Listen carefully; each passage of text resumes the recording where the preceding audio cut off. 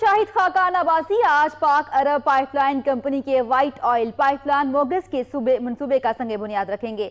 تقریب پورٹ قاسم پر ہوگی۔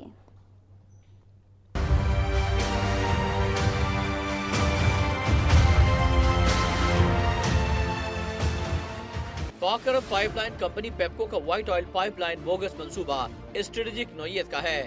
اس منصوبے میں موگس اسٹوریج ٹینکوں اور نئے HSD کی تعمیر، گینٹریوں سے مصنوعات کی فراہمی اور ٹرانس مکس پروسیسنگ فیسلٹی سے متعلقہ کام جیسے سول، میکینیکل، الیکٹریکل آلات اور کنٹرول ورکس درکار ہوں گے۔ اس منصوبے سے اپنی موجودہ 26 انچ قطر کی 786 کلومیٹر طویل وائٹ آئل پائپ لائن کو کئی مصنوعات کے استعمال کے قابل بنانا ہے۔ اس سے پورے ملک کو فائدہ ہوگا اور ملک کے روڈ انفراسٹرکچر کی حالت خراب نہیں ہوگی۔